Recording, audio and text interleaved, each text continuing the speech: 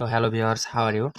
আশা করি তোমরা সকলে ভালো আছো, আমি ভালো আছি। তো চলো আজকে তোমাদের একটি নতুন জিনিস শেখাই, যে তোমরা অঙ্কের ভিতরে যদি তোমাদের এই যে রুট দিয়ে যে ডিভাইডেড করা লাগে, এটা অনেক অনেক ভিন্ন ভিন্নভাবে আসে। তো সেটা সম্পর্কে তোমাদের সাথে আজকে কথা বলবো।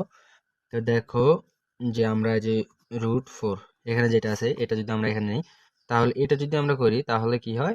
এই দুইয়ের উপরে স্কোয়ার, তারপরে রুট, স্কোয়ার রুট কাটা গেলো, তাহলে থাকলো 2। কিন্তু আমাদের যদি এটা যদি 8-এর উপরে থাকে, ধরো এই যে 8-এর উপরে রুট আছে, তাহলে এটা আমরা কি করব?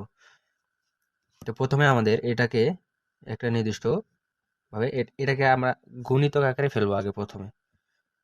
যে কত কত গুণ করলে তোমাদের এটা হয়। তো আমরা দেখো এখানে যদি আমরা এখন লিখি, যে 1 আর 8 যদি লিখি, একের কি কোনো ইয়া যায়? আমাদের বর্গ হয়? একের উপরে বর্গ করা যায়? সেটা তো যায় না। এখন যদি আমরা নেই 2, 4 × 8, এখন দেখো এই যে আমরা 4 × 2, তাহলে 8 হলো।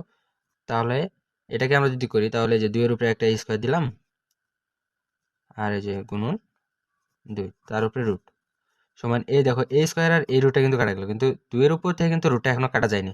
তার মানে এই দুইটা শুধু মুক্ত হয়েছে রুট থেকে, কিন্তু এই দুইটা কিন্তু হয়নি। সেই জন্য আমরা লিখব কি 2√2। তোমরা এই ধরনের ইয়া থাকলে বোঝো না যে এটা কেন লিখছে, কারণ এটার উপরে শুধু রুট আছে, এটার উপরে নাই। আশা করি তোমরা বুঝতে পেরেছো। ধন্যবাদ।